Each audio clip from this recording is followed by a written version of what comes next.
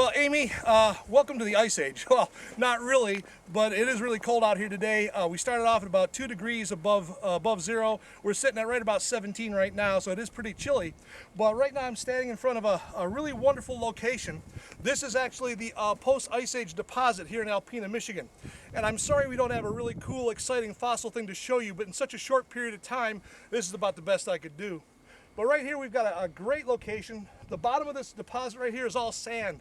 That sand was deposited about 12,000 years ago from a lake that covered this area called Lake Algonquin. After that lake kind of peeled away and transgressed and kind of moved across the land and dried up, we have a forest that grew on top of that. That forest was here for about 5,000 years, and then all of a sudden another lake started to form called Lake Nipissing. And that lake is this white layer right here.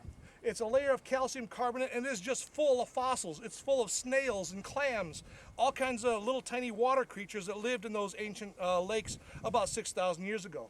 Up above that, we've got another layer of peat moss. That's where another forest started to grow. So this is just a beautiful layer cake of what happened after the last ice age. And again, we don't have the ability right now to go digging fossils because it's wintertime, but I thought I'd show you real quickly some of the things that are available.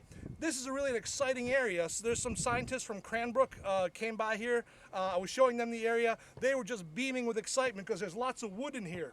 They're actually taking samples of this wood back to the laboratory to do carbon-14 testing. Once they do that carbon-14 testing, we'll know exactly when those layers were laid down. We also have tree ring analysis people out of Arizona that are going to analyze the tree rings to see how fast those trees grew, how slow they grew, what kind of environmental conditions we had here after the ice age. You got to remember, the ice age was really, really cold. So these creatures that lived here had to be resilient. They had to be strong enough to last through that cold. And again, we've got these snails, and they're very small. They're maybe about a ½ inch long. That's about as big as they got. So again, this was a cold water environment. We have not found any creatures yet. We haven't found any fish, haven't found any mammals.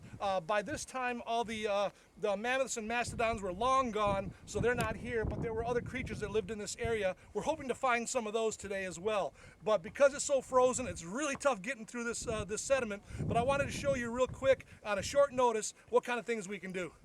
Hope to see you there.